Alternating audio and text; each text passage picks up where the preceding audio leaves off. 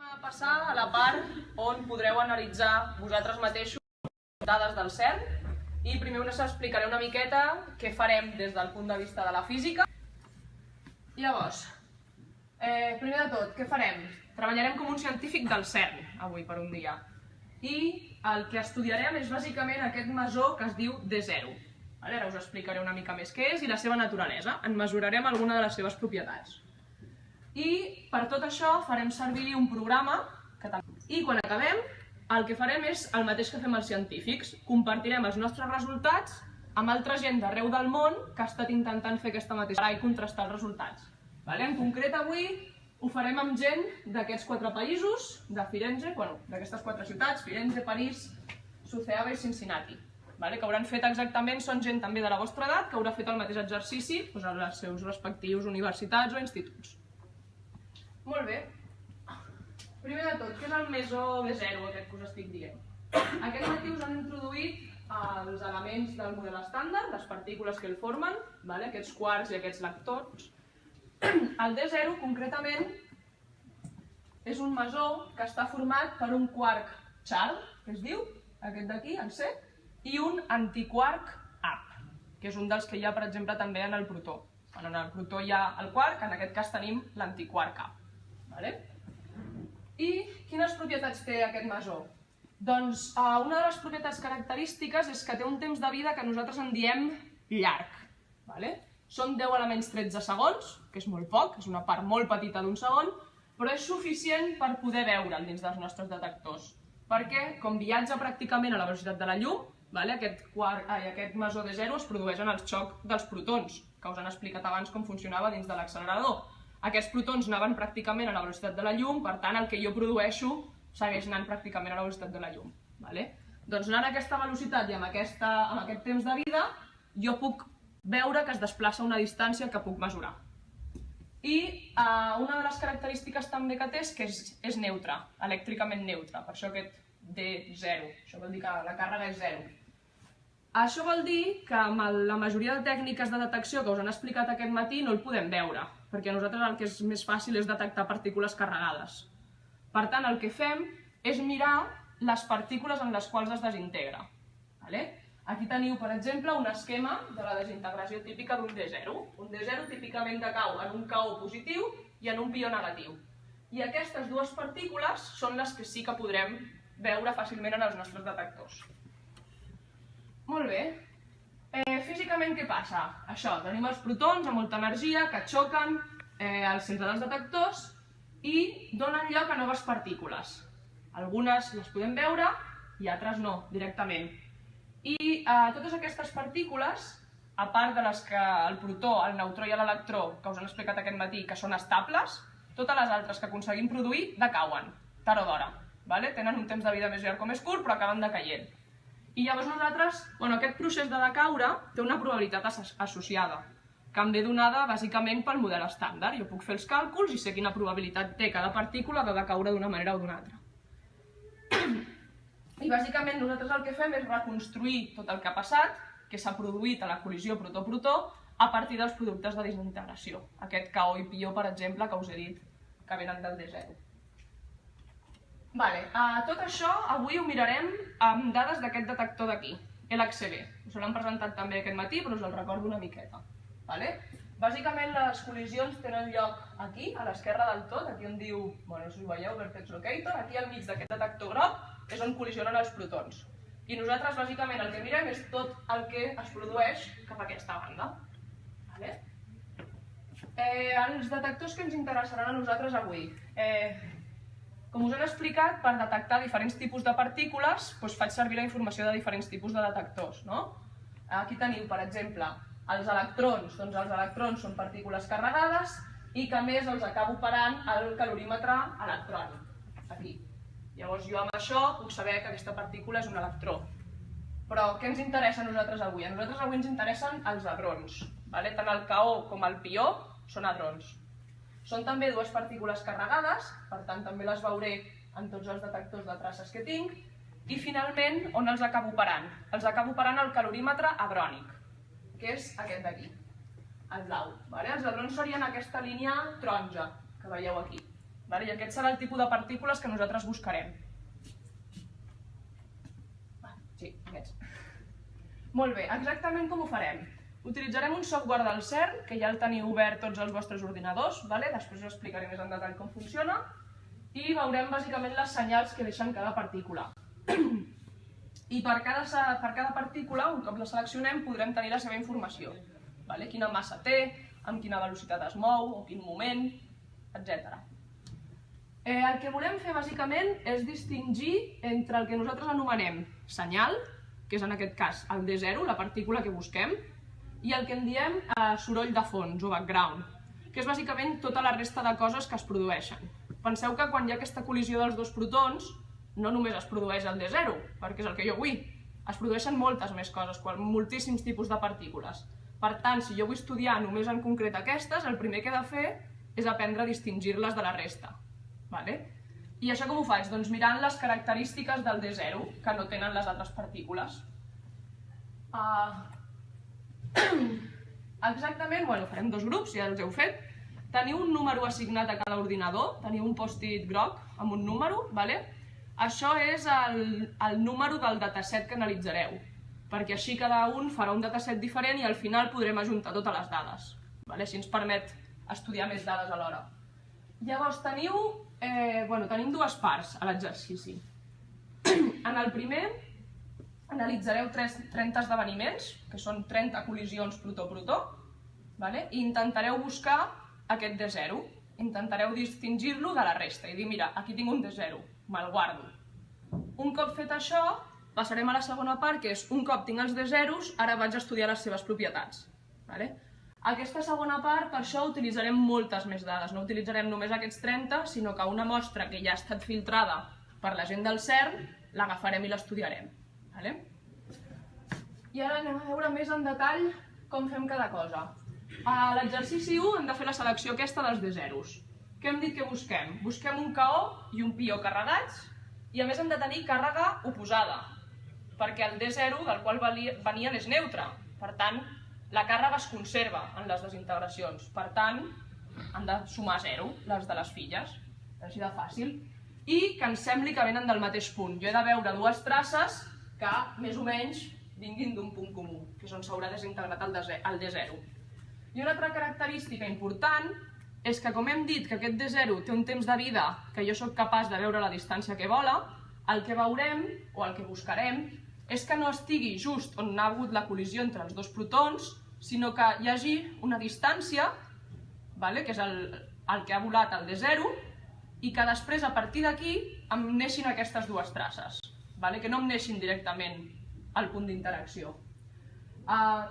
L'últim que mirarem també és la massa combinada d'aquestes dues partícules. Assumint que el KO i el pió venen del mateix lloc, jo puc fer la massa combinada de la partícula mare. I la massa del D0 sabem que és 1865. Per tant, buscarem coses, no cal que sigui aquest valor exacte, però que s'assemblin. Llavors, tindrem una cosa semblant a això. Això és amb 20 esdeveniments, per exemple. Això és un histograma, que es diu, bàsicament, aquí a l'eix X teniu la massa del sistema KO-pió, la massa combinada de les dues partícules, i teniu simplement el número de vegades que jo he trobat cada massa. Això el que espero és que la majoria d'esdeveniments estiguin, si realment són D0s, han d'estar just a la massa del D0. Però, òbviament, jo tinc una resolució experimental, per tant, no serà sempre, no mesuraré exactament sempre bé, sinó que tindré al final una distribució gaussiana al voltant d'aquesta massa del D0. Òbviament, això en pocs esdeveniments no es veu, a la que anem acumulant i després, quan juntem els de tots, veurem com va agafant cada cop més aquesta forma. Quan acabeu aquesta part, haureu de guardar l'histograma, ara us explicaré exactament com a l'exercici, i llavors aixequeu la mà i algun dels monitors que estan allà al final us el passaran el guardaran en un pendrive, perquè així els tindrem tots junts. I així els podrem després compartir també amb la gent del CERN. La part 2, el que farem és mesurar aquest temps de vida del D0. Us he dit que viu uns 10 elements 13 segons i va a la velocitat de la llum, per tant, bla bla bla. Si fem aquest càlcul, em dona que la distància que viatja, que és bàsicament la velocitat, assumeixo la de la llum, és quasi això, no?, pel temps, són 0,03 mil·límetres. Però això és realment molt poc, no? Jo us he dit que la puc mesurar aquesta distància al meu detector. Què m'estic deixant aquí? Algú se li acudeix? Què falta? No? Que el temps, canvia el temps perquè va a molta velocitat. Exacte, més o menys és això. És la relativitat espacial el que em falta. Quan les coses es mouen pràcticament a la velocitat de la llum, o a velocitats semblants, el temps es dilata, que es diu. Llavors, realment, si aquests 10 elements 13 segons és el temps de vida del D0, el que està en el seu sistema de referència, no és el que jo mesuro des de l'experiment. Llavors, si jo em poso en el sistema de referència del D0 i calculo realment la distància que pot viatjar, pot arribar a viatjar fins a 1 mil·límetre, que això és el que realment sí que puc mesurar en el meu detector. Per tant, és molt important en aquest tipus d'experiments que fem també tenir en compte el que em diu la relativitat espacial. Ara, exactament com farem la mesura del temps de vida? La probabilitat de decaure en un cert temps, això també m'ho diu la meva teoria, ve definida per una distribució que és una exponencial, que és això que teniu aquí a l'esquerra. El temps de vida, la definició del temps de vida és bàsicament el número aquest que teniu com a exponent de l'exponencial. I simplement això què vol dir? Doncs que és més probable decaure a temps curts i una mica menys a temps llargs. I el temps de vida em controla exactament no el pendent, però vaja, el pendent d'aquesta exponencial, si això és més ample o més estret. Ara bé, si aquesta exponencial prenc el logaritme d'una exponencial, sabeu que bàsicament em queda una recta al final. I per tant, això se'm transforma en una recta on el temps de vida és directament el pendent d'aquesta recta. Llavors jo el que faré és mirar per tots els esdeveniments que tinc, per tots els D0 que tinc, mesuraré el temps de vida, els posaré i veuré que això realment m'ha de reproduir una recta i en mesuraré el pendent. I d'això podré extreure la meva mesura del temps de vida del D0. Això és bàsicament el que farem. Ara, exactament com ho farem? Separarem, primer de tot, hem dit que ja hem intentat seleccionar només D0s, però segur que algun cop m'equivoco. Les meves tècniques són les que són, ja veureu que anireu mirant a ull si això s'assembla o no. Seleccionaré molts D0s, però també seleccionaré coses que igual no ho són. Llavors, el primer que fem és separar encara més la senyal del background. Això com ho fem? Hem dit que quan jo tinc la massa dels D0s és una gaussiana, no? La massa dels D0s és bàsicament aquest plot que teniu aquí, el de dalt a l'esquerra. I veieu que sí que és una gaussiana, però que també hi ha una component que és recta. Aquesta component vermella que teniu aquí. Una gaussiana decau molt ràpidament. Per tant, aquí, més o menys, ja hauria de ser 0. No hauria d'haver-hi res. Aquesta component que és plana és el que és el background, que no es distribueix, no està concretament apilat en una massa concreta, sinó que es distribueix a tot arreu. Això què vol dir? Vol dir bàsicament que són kaons i pions que simplement no venen de la mateixa partícula. Si vinguessin de la mateixa partícula però no fos un D0, jo les veuria també acumulades a una certa massa. Però com no s'acumulen, sinó que tenen una distribució plana, vol dir que són partícules que simplement no tenien res a veure l'una amb l'altra. Llavors, la massa que formen quan les uneixo pot ser qualsevol. Llavors, això, quan haguem fet aquest fit, que es diu, un ajust, podrem tenir la component que realment és només la senyal. La component gaussiana serà la meva senyal. I d'aquí, ara agafaré i miraré només aquestes que m'han donat que venen de la component gaussiana i les pintaré en escala logarítmica, o sigui, miro el seu temps de vida i el pinto en escala logarítmica. I és on m'espero tenir una recta. Ajustant aquesta recta, tinc el temps de vida, que el teniu allà dalt en aquest cas, el que s'obté per aquest fit. I llavors, el que haureu de veure és que el primer cop que fem aquesta mesura ens donarà un número que realment és bastant més gran que el que s'ha mesurat en experiments del CERN o d'altres llocs. Què passa aquí? Hi ha un petit detall, i és que jo estic mirant D0s que assumeixo que s'han produït en aquesta col·lisió de dos protons. Però realment, en aquesta col·lisió de dos protons es produeixen més coses, i una de les coses que es produeixen són uns altres mesons que es diuen Bs i que poden decaure en un D0. Per tant, jo quan estava seleccionant D0s tindré una barreja de D0s que s'han produït directament en el xoc de dos protons i de D0s que venen d'una altra cosa que ha volat i que després ha anat a un D0. Veieu que hi ha dos components diferents? Clar, jo si assumeixo que tots venen del punt on s'ha produït els protons, uns estic mesurant bé el seu temps de vida, però uns altres no, perquè realment és la suma d'un més l'altre. Per tant, aquesta segona component el que farà és que el temps de vida que mesuro sigui una mica més gran que el real. Llavors el que farem és intentar eliminar aquesta component. I com ho fem? Això ho fem amb una variable que es diu paràmetre d'impacte. Això és bàsicament, perquè ens entenguem, la distància entre un punt i una recta. Imagineu-vos que aquest punt que teniu aquí en negre és el punt on sabem que han xocat els protons. La recta, per exemple, és la direcció que jo he mesurat que té el D0. Doncs, si aquest D0 s'ha produït realment en aquell punt, jo esperaria que la recta i el punt es creuessin, perquè ha nascut allà. Per tant, demanaré que aquest paràmetre d'impacte sigui molt petit, perquè un altre cop jo tinc un error experimental, per tant mai mesuro que exactament passa per allà, però sí que ha de passar molt a prop. Si el D0 no ve directament d'allà, sinó que ve d'una altra partícula, aquesta distància serà més gran. Perquè, clar, quan tinc l'altra partícula, quan el D0 cau, ja canvia la seva direcció. Per tant, ja no apunta a aquest punt on s'han produït les col·lisions. I això és el que em permetrà distingir entre un i l'altre. Quan acabem aquest, el que haurem de fer és mirarem de fer la mesura per diferents valors del paràmetre d'impacte. Ens anirem quedant cada cop amb paràmetres d'impacte més petits i veurem com canvia la meva mesura. Per tant, el que haureu de fer és anar-vos anotant cada vegada el resultat que obteniu. I quan hagueu acabat haureu de decidir quin creieu que és vosaltres la vostra millor mesura.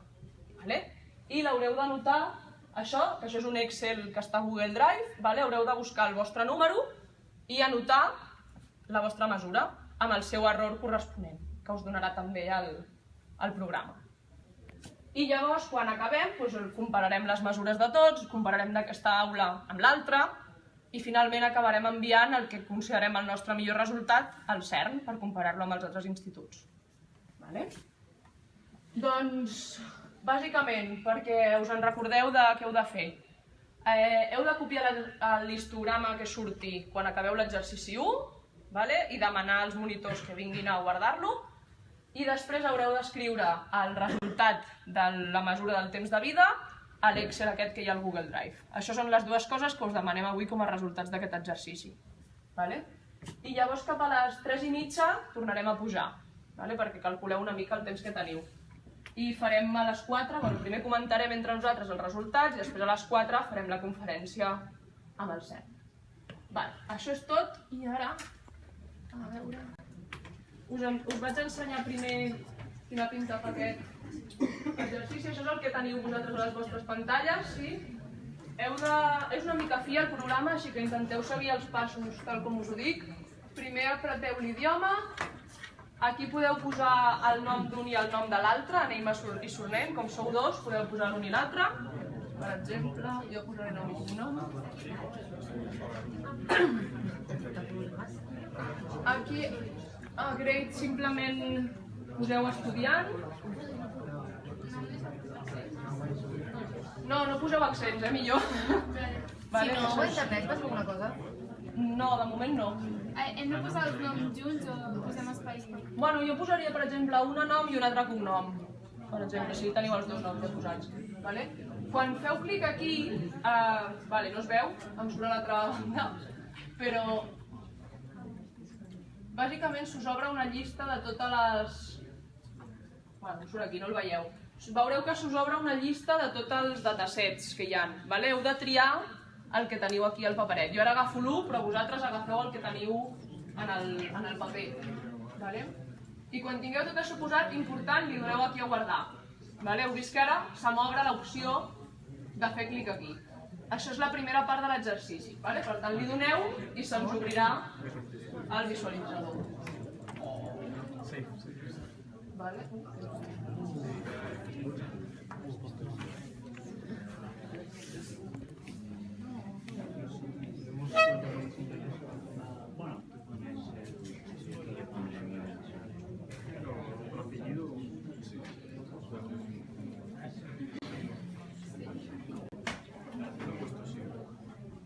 Teniu tots una cosa així ja? Sí? Doncs això és el mateix detector que hem vist abans, però ara en 3 dimensions. Això és l'XB. I ara, bàsicament, amb el ratolí, vosaltres, no em faré cas ara? Sí. Us podeu moure. I veieu que aquí dins teniu les diferents partícules que han passat. Òbviament, així no es pot veure gaire, per tant, una de les primeres coses que farem és donar-li aquí perquè el detector es posi en mode transparent i així puc veure què està passant a dins, bàsicament.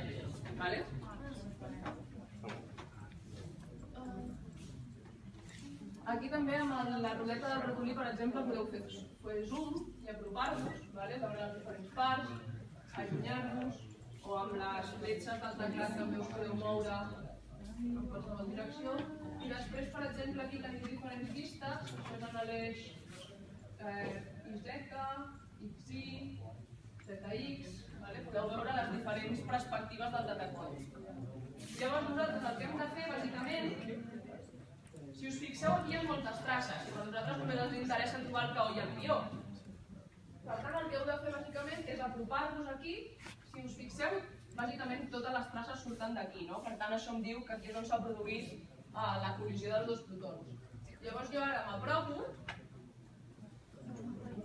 i el que busco, sí, veureu que cadascú té esdeveniments diferents, podeu tenir moltes, podeu tenir poques, però fixeu-vos, veieu que totes venien d'aquí baix i en canvi aquestes dues neixen aquí? Això és la senyal clara d'un D0. Això és que ha hagut una partícula no carregada que ha passat per aquí i aquí s'ha desintegrat. I només aquí han nascut les partícules carregades. Per això jo les començo a veure aquí. Llavors, quan he detectat o quan crec que això és un D0, les selecciono i aquí baix em dona informació. Aquí em diu que això és un caó. Jo crec que això pot ser part del meu D0, per tant la guardo. I ara selecciono l'altre, que mireu, és un pió i té càrrega contrària, per tant això quadra molt bé amb que sigui un D0, i també la guardo. I ara el que faig és calcular la massa d'aquestes dues. I mireu, 1867, està bastant a prop del que hem dit, no? Per tant, jo ara decideixo que això... Aquí sota teniu l'opció afegir a l'histograma. Ara jo he decidit que aquesta partícula me la guardo. I puc veure també com és aquest histograma. Òbviament ara només tinc una entrada, però hauré d'anar acumulant. Llavors, el que heu de fer és bàsicament això pels 30 esdeveniments que teniu. 30? Sí. Si no acabeu els 30 no passa res. En mitja hora o així us direm que passeu al següent exercici. No us preocupeu si no heu acabat el 30, l'important és que ho entengueu. I una altra cosa important és que només trobareu un d'aquests a cada esdeveniment. Per tant, un cop n'heu trobat un, ja no cal que en busqueu més.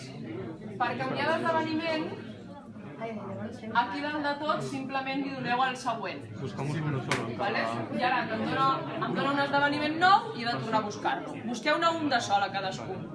I si en algun esdeveniment, pel que sigui, no en trobeu cap o no ho teniu clar, no passa res, podeu passar. Si teniu qualsevol pregunta, em pregunteu a mi o als nois d'aquí darrere. Si la massa, si tenim Dentro del 90 hay más. Només tenim dos d'això. Només teniu dues traces. I la massa dona aquesta. Bueno, podeu guardar-lo. Després ja veureu si està molt... Quan tingueu l'histograma sencer, ja veureu si això realment està molt lluny de la resta o està a prop, però podeu guardar-lo. A baix, com l'heu afegit aquí? Ara ja l'has afegit, no? I ara la següent. Sí, ara podeu passar el següent, ja. És difícil, Ja us n'apareixeran de més difícils, no us preocupeu. Sí? Ja ho estic veient. No, ara ja ho veiem. Se crean las partículas. A veure, com has fet això del pas de part? No. vale, ya tenim les Vale, ja està, ja. No, aquí se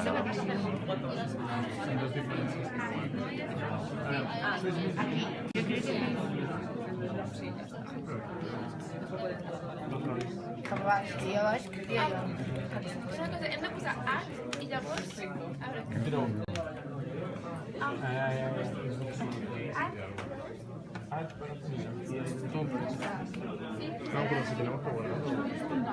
Si m'has seleccionat un sense voler. No, però fins que no li dones a sap partícula, no la guardi. Igualment, si la guardes, li pots posar. Vale. Bueno, a veure. I quan és el 1865?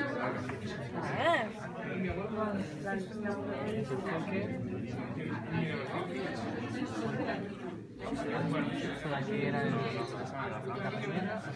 Ara que hem de provar una altra, no?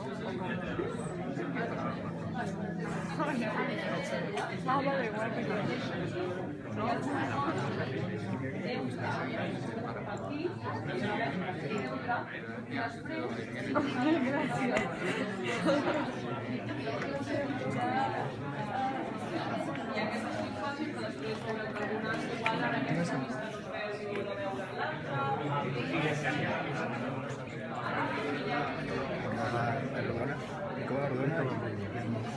Bueno, pues sí. No, així, clica. I ja no. Vale. Vale, vale. Gràcies. Gràcies. Clar, em raona, però em raona. Vale. Vale.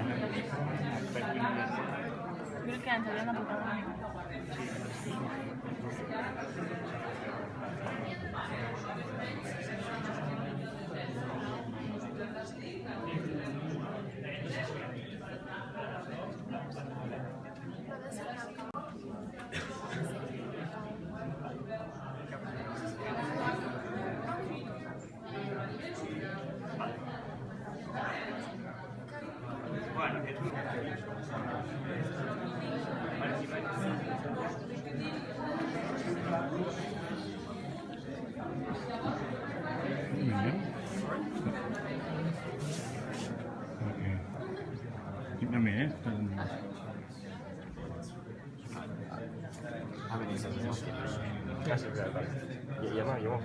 Ja està fet, dona-li... Vale. Vale, pues ara puja i... Hòstia, hi havia molt. Ara està mirant des de dalt. Vale? Ja, és des de dalt. No, així no és. És al revés, així no és.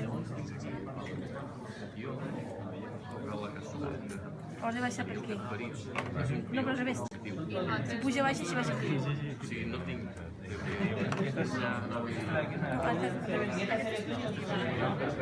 Ah, vale. Aquí o sí.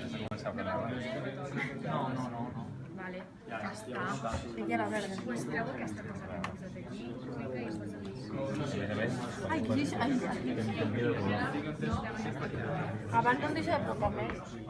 No podia. Val. Calculate. Vale. Pues sembla bastant. Sí, això ho hem d'apuntar. Sí, no? Hem trobat cosa.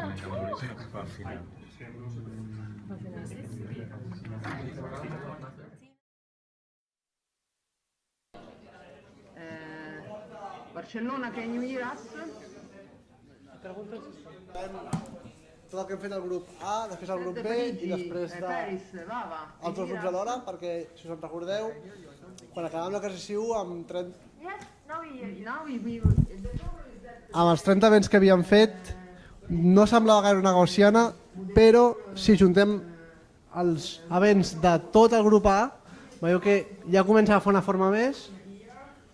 Amb el grup B també passa força semblant, de fet és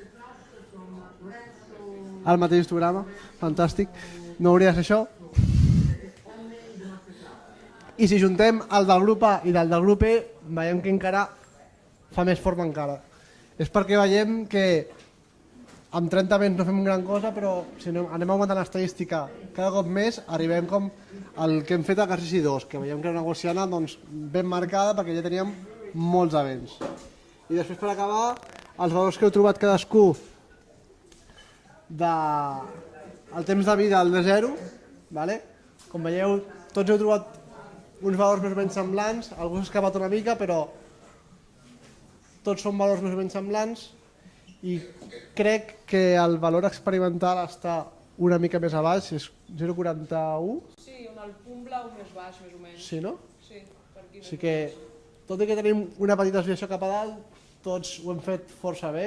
Aquí no surten els errors, però els errors són bastant petits, en general, perquè veieu que tots hem obtingut una mica el mateix, a excepció d'un parell, però força bé en general, jo crec.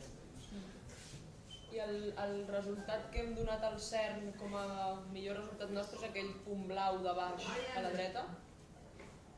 Sí, l'últim punt blau de la dreta és el que hem enviat, que és el que compararem amb els altres instituts. I ja està, ara passarem a fer la conferència.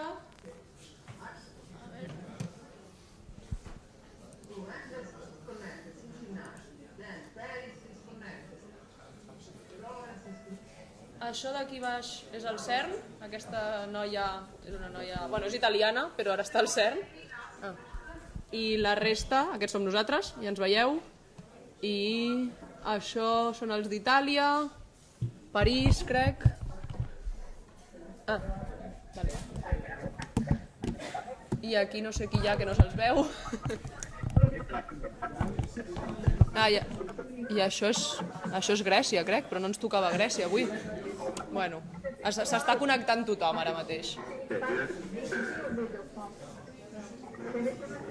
Em sembla que estan fent una altra masterclass alhora d'un altre experiment i hi ha 2 sales per fer les conferències i s'estan connectant a la nostra, quan s'haurien de connectar a l'altra, perquè aquests de Mèxic i els de Thessaloniki no haurien d'estar aquí. Però bueno. Sentiu el que diuen del CERN? No gaire, no?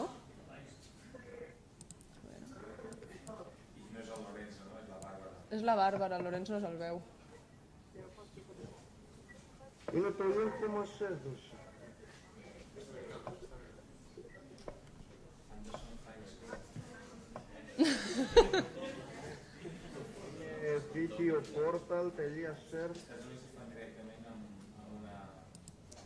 Una high school, sí.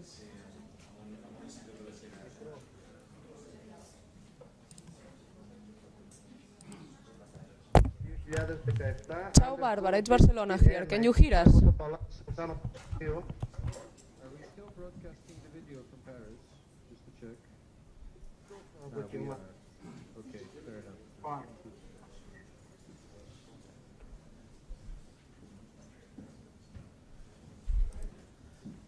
Yo no los oigo mucho, a ellos está puesto donde tiene que estar el audio. Aquí estamos a tope.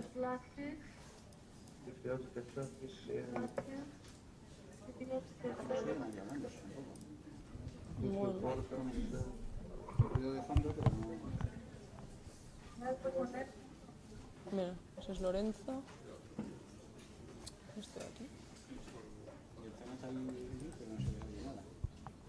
Es que están desde el portátil de ella, creo, no están desde la sala. Sí.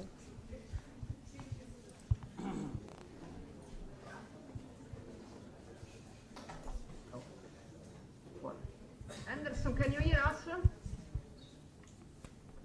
Yep, we can hear you. Okay, very good. Great. Then, after Anderson, Paris, can you hear us? We hear you fine. Do you hear us? See us? Great. Then, Sujava. Hear us? Sujava is not here, no? Almost. Probably not. Probably not.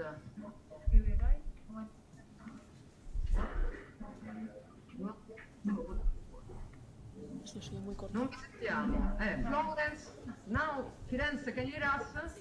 Yes, we can hear you. Okay, perfect, very well. So,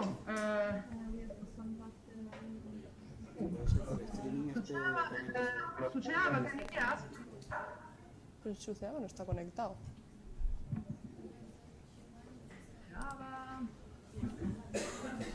No.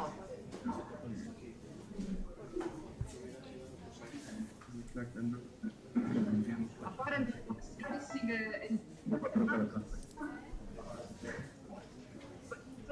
so there is a class in Mexico, and probably you will choose the wrong. Okay, disconnected.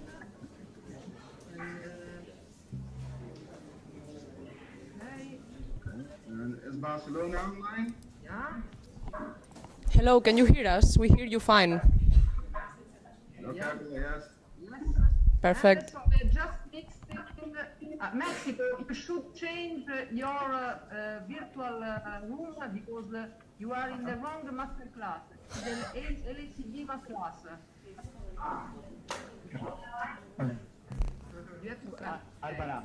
Barbara. Yeah. Also ask everybody else to mute, otherwise there are echoes which are very wrong, very bad. Okay. Yeah. So Giovanni Anderson should mute. So okay. While we wait for hopefully also Suceava to connect, let's do a brief introduction. So this is a very special masterclass because all the stuff here don't work. So The it most happens. place on Earth and stuff doesn't work. Yeah. So it happens time to time, and we are running all the masterclass from Lorenzo Capiocchi, who is here. Hello, So, everybody. Lorenzo, you can introduce yourself. Okay, so hi everybody. My name is Lorenzo, and I am a PhD student at the University of Manchester in the UK. And as you can tell from my name, I'm Italian, of course, as is most of the people here at CERN, actually. Yeah. And in fact, also, okay, I'm Barbara. I'm a senior scientist in Frascati, near Rome. I'm at CERN time to time, and I participate in the master class experiment. I work in the LACB experiment, and today it is the first.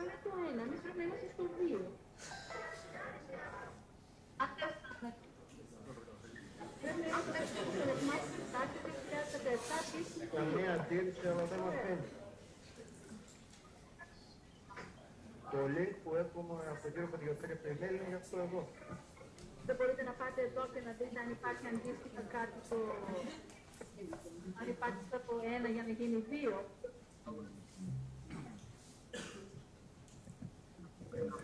Okay, please, all people unmute.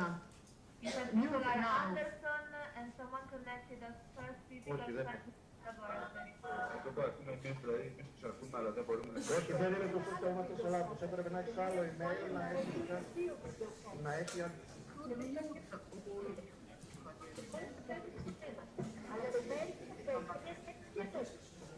Έλα, Βαγγέλη.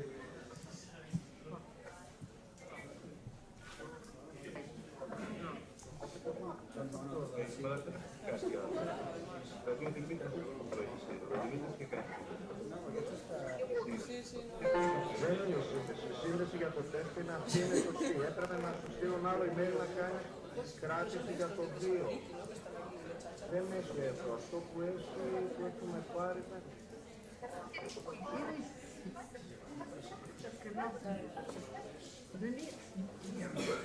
Θες να δοκιμάσεις λίγο στο email και να δεις. Δεν μπορούμε να το κάνουμε. Δεν μπορούμε να το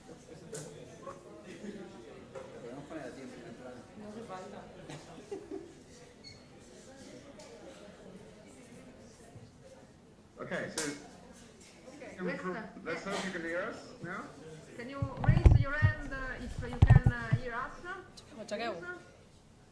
Okay, fine. Great. So this will be a sort of difficult masterclass. So this is also the second one in the year for LACB, and we are going to have some hosts. So together with me and Lorenzo, there is also Francesca. Hi. And so she is just following her first masterclass. So I see that there's Thessaloniki online. Thessaloniki, you shouldn't be here today. I think you're connected to the wrong masterclass. This is the LACB master. Okay. Maybe. So, in principle, you should present the institute one by one. So, we would like to know who you are. So, let's start with Anderson, Cincinnati. I'm going to unmute just a second. Voila. It is. Okay. Anderson, you can speak now. Present yourself, one of you. Hello, HCB Masterclass. I'm from Anderson High School in Cincinnati, Ohio, the United States. We're in high school. Just having the first experiences with school. AP Physics Simulation Connexions class, so that's where we're coming from. Nice to meet y'all. Okay. Nice to meet you. Thank you. Now, crossing the ocean, let's go to Paris. Mara and your friend, give me 1 minute. Where is... scroll down. Where is...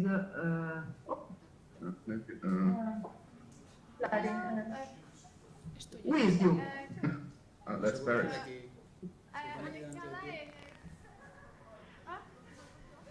Yeah? You are from? We are from Paris, in the high school Janson de Sailly in France, and we are in first.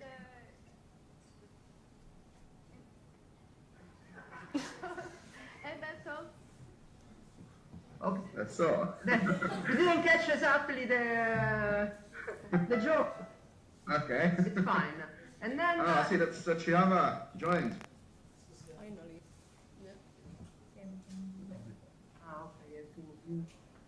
Okay. We will unmute you in a minute. Okay. Okay. Java, can you hear us? Yes, we hear you. Sorry about Great. Perfect. Perfect. So we started already the round of presentations, so you can say something about your institution. Okay, but maybe About the master class. I give the word to our colleagues from University of Suceava. So yeah, but you really have to present your institute. Yes. We are now at Stefan Cel University of Suceava. At the moment, we are in a big hall of astronomical observatory of our university. We have here about 50 students from different high schools from Suceava. They have worked today to solve the problems, to solve the exercises. At the morning, at 10 o'clock in the morning, they assisted to the three courses about elementary particle physics, about LACB, about CERN generally, and now they wait to start the conference with you and ask some questions and so on, and communicate. Okay. Thank you. Very good. So I talk with you. Okay, perfect. So this is almost what all the institution did this morning. So let's go in Italy, to Florence. Giovanni, Lucio. Just a second. You're still. No, okay. You are very fair, very kind. Well, my name is Andrea Ferrini. I'm here. I will be representing high school Piero Gobetti and Alessandro Volta. Here we have class section 4A and 4D. I am personally from class 4D. Okay. Okay, Very good. Very good. A lot of people. And last one, Barcelona. Please introduce yourself. Desde aquí o... Barcelona. Hi, hello. here from Barcelona, from University of Barcelona. Hello, Barcelona. Well, I'm Jaume, or James, if you prefer it. And it was a really funny activity what we have done today. Yes, we've learned a little of basics about particles in physics, and this exercise we've done just a few minutes ago, it was really interesting. Thanks. Okay, so I'm glad you enjoyed this. Very good. Oh, yeah. So now we have to rush a bit because we already accumulate as in many of our meetings. So you are just really living our life of science. The real CERN experience, being late in meetings. Yeah. Now your supervisor sent us the results. So we are going to discuss a bit the result with you. And then we will have a very special event that we organize typically with LCB. So we will connect directly from downstairs from the experiment with a few colleagues who will show you our experiments. Yeah, if it works, we don't know, but hopefully. So let's start with Lorenzo presenting all the results that you collected, and then let's discuss. So each one of you sent us a list of root files which contain a histogram of the events that you reconstructed this morning or early in the afternoon. I don't remember the time schedule. So what we did is to take all your histograms from all the different institutions and just add them together so you can see what's the effect of having a lot of different measurements.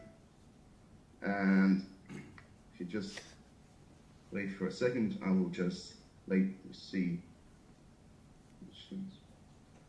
It's too small. It's too small, yeah. Okay. You can notice that all the physicists wear glasses. Yeah. We three. Okay. You see my screen? Yes. Probably not. Yes, we do. We see a lot of people. That's what it's supposed to be. Okay. Hopefully it's not something strange, eh? It's not something strange, no. It's just that it's just my desktop image. But I can stop. I can stop the sharing here. Yeah, it's gone.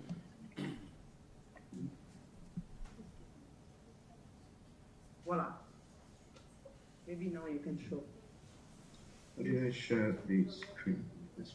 Okay. Can you see this now? Wow. Okay, perfect. This is a real online analysis. Online analysis, real online analysis.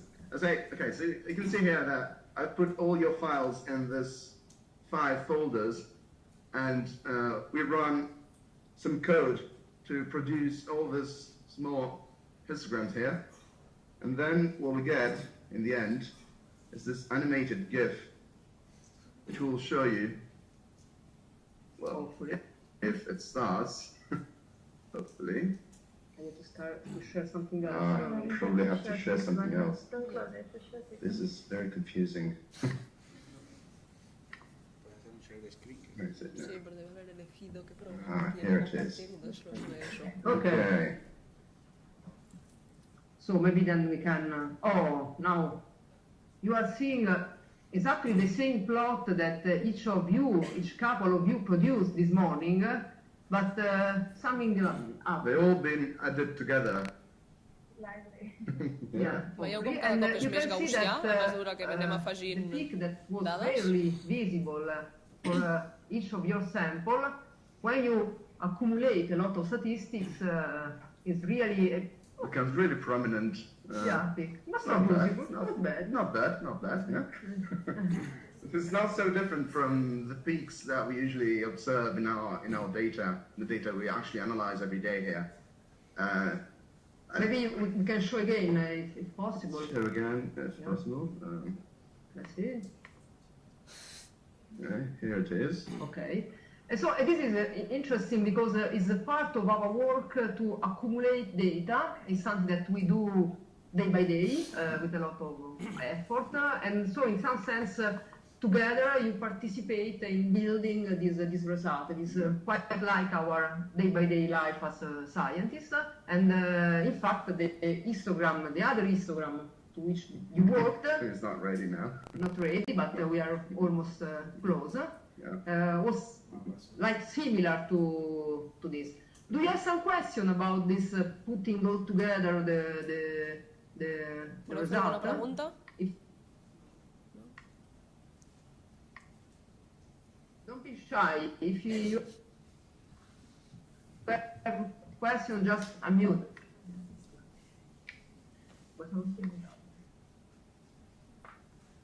Okay, no. Are there no questions at all? Okay, let's discuss the second part of your analysis. So, why have we not found like a specific, why is it such a wide distribution? so say it again. That is difficult to catch. So I mean, assuming you have a Gaussian distribution, why such a wide distribution? Why are we getting such a wide range that's equal? So, I don't know if I catch it correctly, but you're asking why the distribution is wide. Is it the question? Yeah. Okay. So why are we not consistently getting like a narrower range? It's narrow enough probably, but when you probably in the lecture this morning, your supervisor showed you how this invariant mass, this measurement of the mass of the zero meson is built.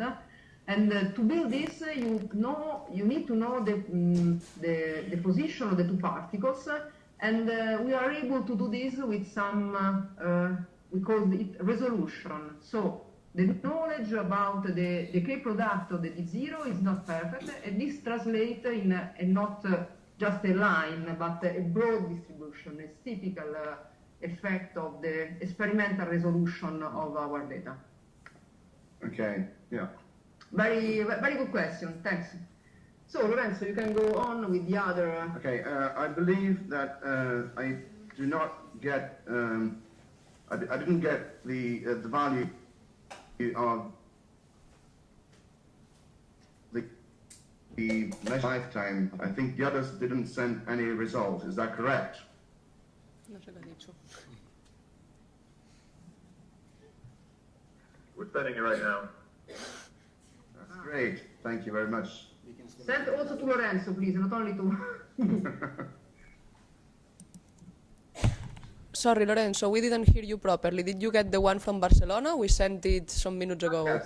Okay, great. Yeah. We got the one from Barcelona. That's fine. Okay. For the other institutes, you can also tell us. You can just tell us. There's no need to email if you want, as you prefer. Actually, let's do it just online. Yeah, it's nicer. So Cincinnati, what is your result? 0.472 picosecond. 472. Picoseconds, yeah. 472. Okay. What is the error? Good question.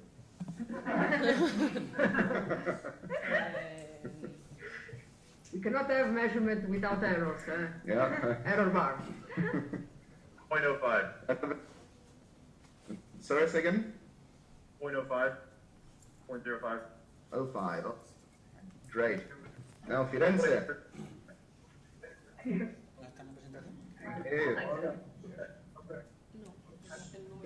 Okay, we got 0.417 with an error of 0.021.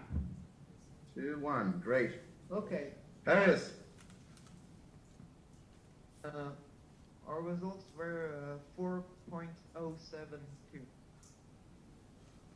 4.072. No, 4.07. Okay. But Sorry, that was 7. Yes. And the error? What? You have an error in this measurement. I don't get you. What? Do you have an uncertainty on this measurement, an error? our results were 407 with an error margin of 1. Is that right? Yeah. Okay. And Sushava, how about you? We got 4.2085 with an error of 0.0092. 009. Okay. Very good. Very good. Now Lorenzo, I have to now just do a bit of magic. and then you have to transmit the magic. Of course, I will transmit the magic. Let's see if it works. Close enough. No, pero se puede cambiar un momento, ¿no? Okay, just really, what is that?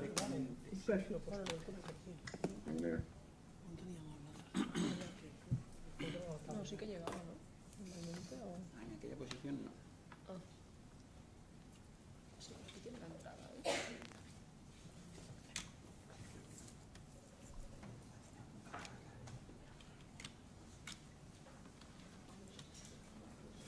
Okay.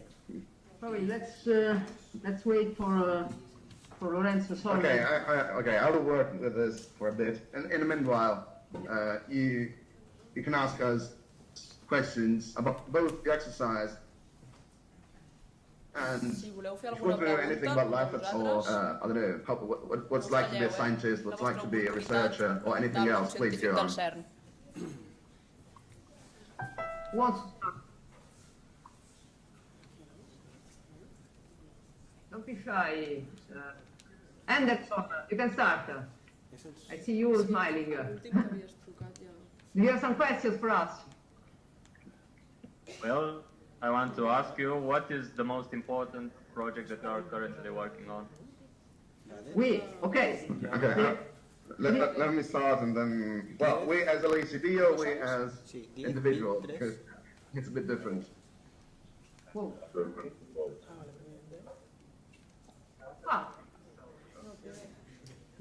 We can probably both. Okay, you can start your individual project. Okay, so I have worked in the past with what is called the search for exotic states in LACD. Exotic states are difficult. It's very difficult to explain, but they are particles which do not behave like they should, and particles which are not that do not fit perfectly inside our knowledge of all particles.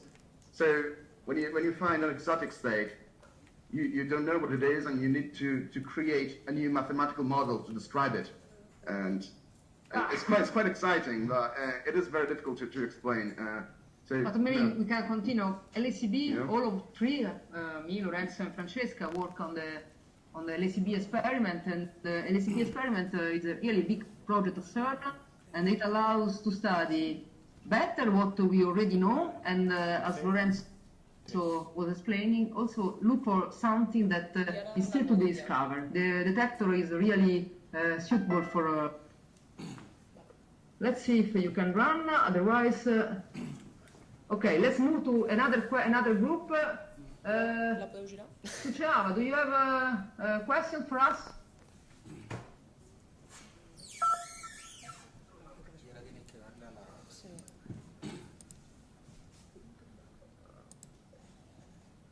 Nois, aneu pensant preguntes, vale? Que ens demanaran que els hi fem alguna. Qualsevol cosa, no té per què ser de l'exercici. Podeu preguntar-los per com és la seva vida o en què treballen exactament. I don't know. The generic answer is typical something that LXC consumes something like all Geneva, essentially. It's typically a small town. Now we can have a break for the questions because Lorenzo prepared your finally present. managed to. You have to share. I will share the screen just now. As soon as I can find it. No.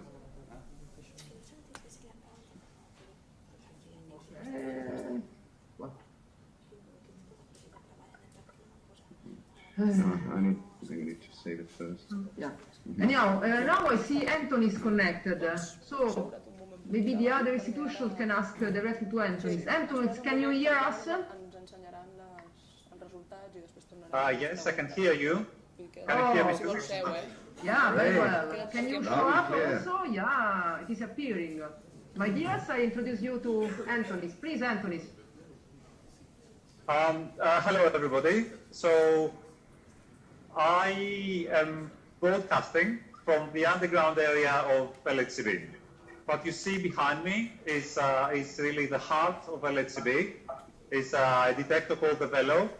You've been analyzing LHCb data, so maybe you already know it's the first tracking device, and it is really where the collisions happen. All of these cables that you see behind me, it's inside there that the collisions actually take place. And right behind me, in blue, you see a little bit of the RITS, our first Cherenkov detector. So what I can do right now is actually give you a very quick tour and get an idea of what it's like to be in the underground area of LHCb. So if I just change the camera to the other side.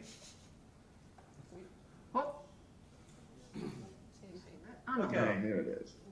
So here we are. So what you see there is the LHC tunnel. You can just about see the wall. So behind that wall over there is the actual machine. And on this side, then we get into the experimental area. In maybe just about in green over there, you can see part of the little bit of the beam pipe. And then this, with all of these cables, this is the Velo vacuum tank. So inside here, we've got a series of silicon detectors that are inside the vacuum, the LHC vacuum, and they're 6 millimeters away from the collision point. So one beam comes from that side, the other beam comes from that side. You can see the beam pipe, just about. The collision happens in here, and then the particles start moving this way. So the first detector they see after the Velo is a Cherenkov detector. This is what we call rich one. It's a smaller, because you wouldn't say small, Cherenkov detector, and the way it kind of works, maybe you can see a little bit here, I don't know. Anyway, go ask your professors about what a Cherenkov detector is, right? And then behind this, we've got the magnet. What you see in green are the coils. One at the top, one at the bottom. They're called pancakes, by the way. And they create a magnetic field in the middle, in the sort of empty area that we can see here, where I can also maybe just about see the beam pipe. So the current inside these green coils is 6,000 amps, 5,800 amps, and these are water cooled. So these aluminum coils have a hole in the middle where water circulates. It comes in at 20 degrees, goes out at 60 degrees, and gets into our cooling towers where it gets go back to sort of outside temperature again. The power of the magnet is about 4 or 5 megawatts or something like this. So there's a lot of power going into this magnet. And further back in black, what you see are the first tracking station after the magnet. So what you see here, the beam pipe through the magnet, is the view of the particles. This is what the particles see after they've collided. New particles have been generated and they go through. And then on the other side of that, we can continue detecting them with the tracking stations, the next Cherenkov detector, and the calorimeters. So very quickly, we can also go a little bit around the other side, get a better view of the magnet in blue. You see it. It's about 2,000 tons worth, 1,500 tons worth of iron. And then behind the magnet there, what you see in red are the tracking stations, and further back in green, it's the next Cherenkov detector. What is going on at the moment, which is kind of exciting, is that we're changing the crane that serves the cavern. And what you see over here is just a huge tent to keep all the dust and everything else that's happening away. So I cannot give you a nice view of the cavern itself because it's all covered completely. Maybe over there, some of the electronics that we use that we put out of the way of the particles so that they don't suffer too much from radiation damage. So, sort of kind of quickly, this is what the underground area of LHCb is like. And Anthony, since we had some problem before at the beginning, maybe now the students can ask you something about what you show them or about your work. Absolutely. So maybe who is Florence have to ask something? Yeah, Florence. Florence, Firenze, do you have questions for Anthony who is downstairs at the experiment? Don't be shy. No questions. So, maybe See, Anderson. Anderson again. Anderson. Aixequeu la mà, aixequeu la mà. Us You can. Okay, yes, I will unmute it. What is the scintillator material you use in the Cherenkov detector? I'm sorry, it's a little bit noisy down here and I couldn't hear. What is the... Insulating material you use in the Cherenkov detector. In the Cherenkov detectors. Okay, so we use, I assume that the question means that you know what the Cherenkov effect is, right? And that light gets generated inside a material with a refractive index. So what we use is gases. You can have water Cherenkov detectors, you can have glass or quartz Cherenkov detectors, but what we have is simply gases. There's a gas that's called C4F10. It's one of the heaviest gases around. And we have a second one that CF4, which is also quite heavy. We want the heavy gas, to have a significantly higher refractive index than, let's say, nitrogen or air, so that the amount of photons that we get and the angle that we get is quite good. So that's what we use. And the fact that we've got two different gases means that we can work on slightly different momentum ranges more effectively. Excellent, thank you. And now I would ask Barcelona, do you have questions for Anthony, so for us? Yes, we have one question here. Please. Hello. Okay. I just want to ask you what kind of projects are you involved in? And why and who proposed them? Who proposes the projects? Yeah. Anthony, this is for you. Okay, well, I'm involved with one of the subsystems, the Cherenkov detectors of LHCb. I'm actually the project leader of these systems, and it means I have to make sure that they work well, they perform the way they should, and we calibrate them, and we take the most out of the information they provide. So how do you go about in this situation is when somebody says, okay, let's have an experiment like LHCb. One of the problems that you immediately find is that you have to be able to separate pions from kaons, right? Because a lot of the decays contain pions, not so many contain kaons, and these two particles have very similar mass, and it's very difficult to tell them apart. And you cannot tell them apart in the calorimeter, you cannot tell them apart in the tracking, so somebody says, well, let's build a Cherenkov detector. And then you say, fine, that's a way that you can make particle identification. What is the performance that you would require from a Cherenkov detector in order to be able to do this? And then slowly one builds upon these things, you simulate everything, and eventually you go this. So I'm not sure who was the first person that said we should have a Cherenkov detector in LHCb, but it kind of comes naturally. You know what you're going to do, and then you find ways to do it. Oh, many thanks, sir. Many thanks. And so now, at least a question from Paris to Anthony, so to us. Do you have one? Si algú vol fer més preguntes, que vingui, Si no, So les farem what's the després. next thing that you want, that's on your list of discoveries to make with the, or to prove? The wish list or the real list? I don't know if Anthony's... I don't know. What we really like to find, it's something unexpected. And of course, if it's something unexpected, it's difficult to know what it is going to be. We have some ideas. For example, I'll let you maybe talk about it, but Lepton Exactly. I mean, that would be very exciting, right? I'm more of a detector person. Now let's talk about it. I'm actually working on lepton universality at the moment. Now we have to explain to them. So I will, okay. Oh, damn it. It's easy. Okay, it's easy. So what the basic idea is that the interaction, the weak interactions are universal with the leptons. So all the leptons, all the charged leptons, so the electron, the muon, and the tau, they all have the same strength of interaction with the other particles, and this is actually a consequence of the model we used to describe the world of particles.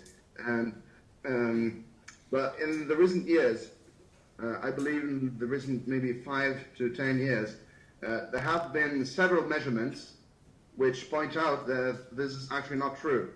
So there is a general trend saying that this universal it's not so universal. This universality is not really universal, okay? Yeah. And this, of course, has consequences, because that means that the model we use to describe all the particles might be wrong, or may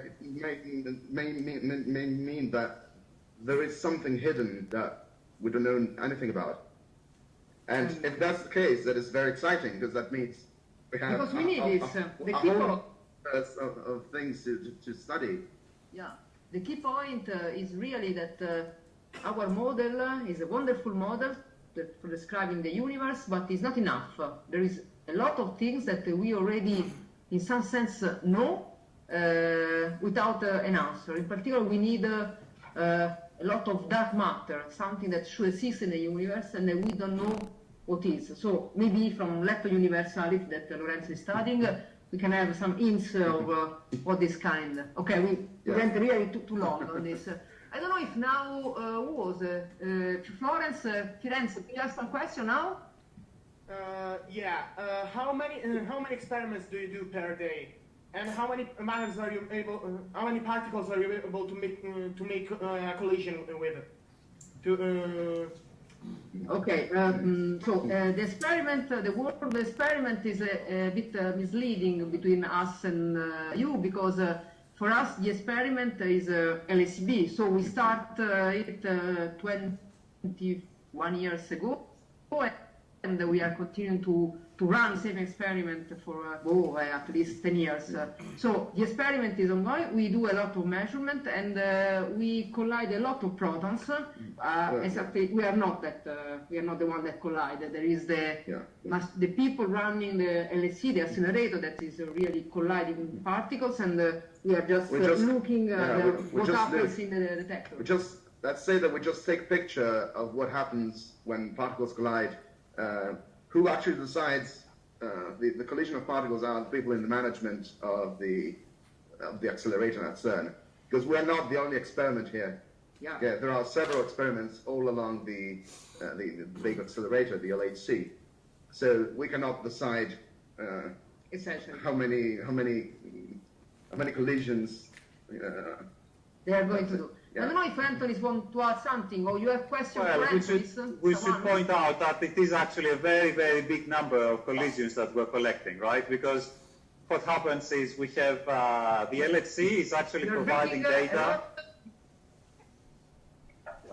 Sorry, can you hear me now? Yes, repeat, because a lot. Okay, so it's a lot of collisions. Throughout the year, about a third of the time, so let's say for 3.5 months in total, the LHC provides data, and for these 3.5 months, it's 40 million collisions per second. So you can calculate how many seconds there are in 3.5 months, and then 40 million collisions for every one of these seconds. Okay, thanks. Other questions? So who has question can raise the hand and just ask to Anthony or to me or to Lorenzo. Anderson again, please. We also have a question about how the vacuum is maintained in the operating chamber, high precision. Say it again, close to microphone, please. So you're wondering about the compensations you guys have to make for magnetic gravitational fields and how you keep the vacuum in the chamber. So like essentially, how do you control for those variables that seem very difficult to control for at that high precision? So how we create the vacuum in the beam pipe? Is that the question? And how we can get the ultra high vacuum in the beam pipe? Well, we've got vacuum pumps, very different technologies depending on whether you start from normal conditions, atmospheric pressure or not. But the main thing is that the beam pipe is ultra clean, is exceptionally clean.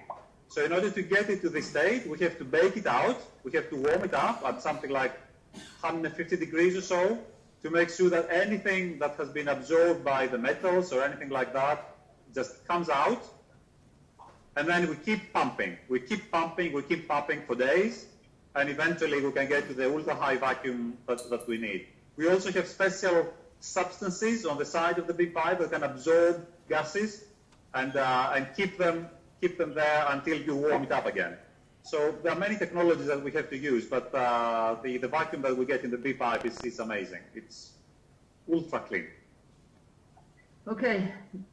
Many thanks, Anthony. I think that we have to say goodbye to Anthony because we have to discuss the measurement. So there is the very last question to Anthony, so we just say goodbye. Yes, we do have one question for Anthony. Okay. Please go. Approximately how many photons does each detector detect? How many photons? The Cherenkov detectors. So typically, what we would expect to get is about between 15 and 30 photons per track. We use very, very high precision photon detectors that can detect single photons, of course. We can tell them each one apart individually. And we would normally get somewhere between 15 and 30 photons per track. That means that in a typical event where we've got multiple tracks going through the detectors, we get about 2,500 photons detected. Okay, thank you. We've got special detectors. They look a little bit like digital cameras, and we have a total of about 500,000 pixels available. So the granularity is pretty good. Wow. So many thanks to Anthony. Let's say goodbye to Anthony. We continue to our masterclass. So Okay. ciao Anthony, Bye. many thanks. Bye. And now Lorenzo can. So now it's time to finally show you the results of the lifetime measurement. You should be able to see them now. Oh. Okay. So let's comment. Okay. So you see that. Let's start with the first red point on the left, with the one which is labeled PDG. Okay, PDG is an acronym for Particle Data Group, and it's an international collaboration which takes measurements from all the experiments around the world and calculates all the average of each measurement. So what we use is something we use kind of as a Bible of particle physics, right? And you did quite well, it seems. So the idea is that your group was the error bar are quite large for some of your results, but that's fine. Yeah, that's fine. it's probably the best result that I saw in my master class. Yes, There's always at least one institute just measuring something very far or with a very little error bar. So. That's a rule of statistics. You should expect that. Yeah, we should expect. So, but did you observe something during doing this measurement when you selected the samples? Did you observe something as a sort of systematic effect that you discussed or not?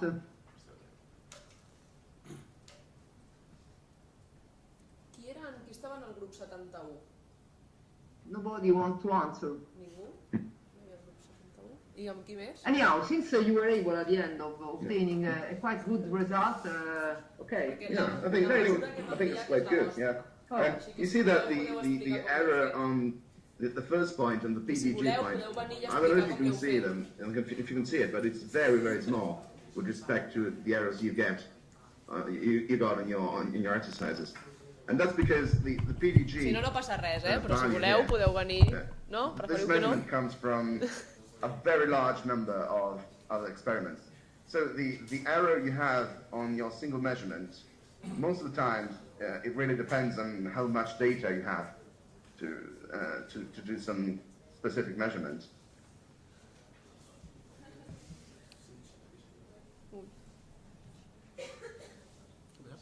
No sé, ¿se han caído o no sé? Nosotros no, porque nosotros se siguen moviendo, ¿no? Ah, pero usted no escuchamos. No. Are you still there, CERN? We cannot hear you anymore. Yeah, they closed for us too. We can't hear them. Okay, yeah, it looks like that.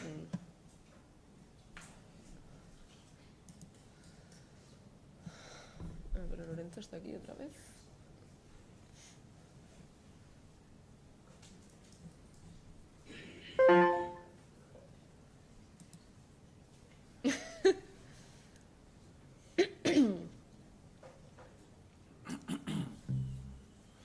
Vale, se fueron. Bueno, aquí con esto termina la masterclass. Hombre, no. Ahora volverán. There we go. Ya está. Okay, hello, can you hear us?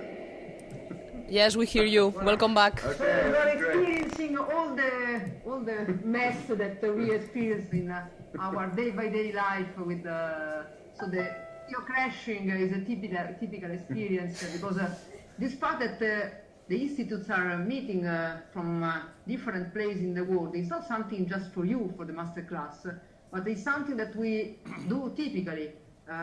I work in Frascati near Rome, and often I discuss with Lucio working in Firenze or Vava working in Paris. So we are really doing our experience. So let's try to have the first part of our. Okay. So in principle now we are going to. Share it. Yeah. Okay. Voila, slideshow.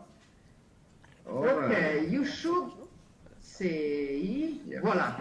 So, we are going to have a game, a sort of... Us hem donat un full abans de very simple, like, respostes. you want...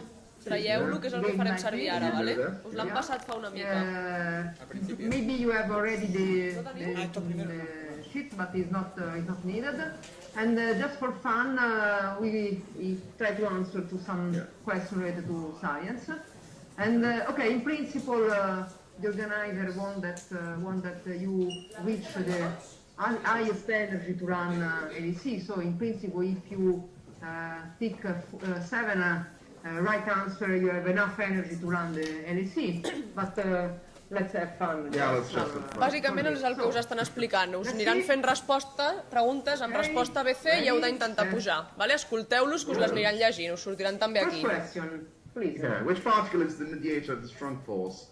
So we have A, neutralino, B, the Z boson, C, gluon, or D, the quark. Let's start. You have a few seconds to think about. You can discuss among you. It's not a competition, just to learn something. Okay, stop. And the answer is... No sé si és jo. The name is quite fun. Yeah, Big glue. Yeah, it literally means glue. Yeah, it is all together. That's the reason why it's the mediator of the strong force, because it's very strong. Yeah, and as physicists we are used to using some strange names. Yeah, Okay. some funny names. We like funny names. Let's go for the second question. Maybe Francesca. Just you can. Okay. Here? So how much of our universe is matter Yeah, but or it's not. energy I cannot which see we it. know nothing about? It's not shown anymore. So A 95.1%, B 75%, C is 32.8%, and last again. one D is 13%. Let's go. So matter we have no clue. Matter or energy we don't know even nothing. Nothing about.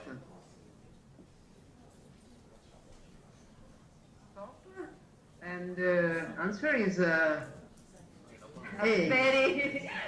For this we are doing all our measurement, the exotic searches from Lorenzo, other more exotic things that Francesca and I do, but it's better not to tell.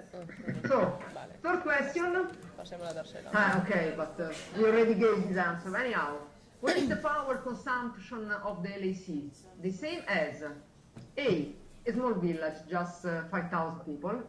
B, all households in Geneva Canton, so 500,000 people. C, the whole Switzerland, 8 million people. Or D, the whole France, 66 million of people. Let's go. But it's easy. Let's see if they were listening. Yes. Now we check if you were listening before. No, before. Maybe it was not possible due to video connection. Maybe. Who knows? So stop. And the good answer is that AC is considering exactly the same as all Geneva Canton. Not for this, not too much. Not too much, but still quite expensive. Yeah. The electricity bill, maybe. Then, okay, so what does the Higgs field do? Does it explain gravitational waves, or does it help solve the origin of dark matter? Or does it solve the origin of the Big Bang? Or maybe it solves the origin of mass? That's it. Few seconds for last discussions among you. This guy here is Peter Higgs, if you don't know him. And in front of the standard model equation with the part. Stop. Let's see. Solve the origin of the mass. This deserves some maybe a comment because the theory before X was very fun, very cool, but it foresee no matter, not mass at all, and instead we were measuring a lot of masses, so it was embarrassing having a very good theory without masses. And X had this very good idea. Very smart idea. It's called the I don't remember it now. What? The symmetry breaking. Yeah. You are reading too complicated stuff. Anyhow, it was right, and we found is the field that he foreseen and described at CERN a few years ago. So, Francesca. So, interesting one. Which of the following inventions was driven by particle physics research at CERN? So, we invented touchscreens, A. Or B, the World Wide Web, so the internet. C, PET scanners that are used in medicine to look for tumors and other stuff like that. Or D, all the above. That is some seconds to think about. We can discuss. In fact, the previous one, the answer is all the above. This is incredible because all these discoveries were not in the minds of scientists. They just arise because we need to invest something to do better our job. So it's a sort of gift of our world for the outside. It's just something that it turned out to be useful for us, and now it's turned out to be useful for everybody. Yeah. So this is for. Okay, no, that's for you. It's for me. Yeah. Oh, fine. During a long run, where the proton beams might circulate for up to 10 hours, not so common, Not so how far will these protons have traveled, assuming they have no interacted? A, the distance and the Sun and back. B, the distance from CERN to Neptune and back. C, the distance from CERN to the center of Geneva. And D, the distance around the circumference of the Earth. So let's go with some seconds for you. We can say in the meanwhile that protons circulate at very high speed, which is very close to the speed of light. Yeah, very It is not of the speed of light, but very close to the speed of light. And the answer is a very long trip, still crossing all the solar system and back. So really, a really long distance. Last question? Maybe. This is tricky. Which is the most common elementary particle in your body? Is it up quark, down quark, electron, or bottom quark? Hey. I don't know this one actually. You don't know? I don't know. I'll find out. It's the first time for you. Yeah, the first time. So, stop. And the answer is quark. Now, before giving a comment also for Lorenzo, Yes, I can learn something. Escolteu que us explicaran per què, ara. an idea of why this is true. I see Anderson people are Yeah, unmute and try to speak. are quite excited. What Yeah, happened? but why, yeah? Anderson, can you tell us? We cannot hear you. What was the question? Okay, no, we see that you're very excited. About the answer. Why you choose the up quark as the right answer? We consider that there are a great number of H plus ions in the body which are lacking electrons but contain two ups and a down, which would outnumber the rest of the protons and the neutrons, giving you a net quantity of quarks. Yeah, and in fact all the matter is done by atoms. The atoms are made by protons and also neutrons, but mainly protons, and so in the protons we have two up quarks and just one down quark, so the number of up quark is by far the most abundant in the So, very good. I don't know if which okay, well, we don't care. We don't care about the You are all good enough. So, okay. This brings us to our hand. Was not so easy technically, but we have a lot of fun, and we are very happy that you enjoyed all the masterclass adventures with your tutors, and so maybe we will meet you soon in the I next really years. hope so, yeah. Maybe in the corridors of the canteen. Maybe you will appear as a master student of one of us. Who knows? Hope yes. So, ciao Paul. See you around. Bye everybody. Thank you.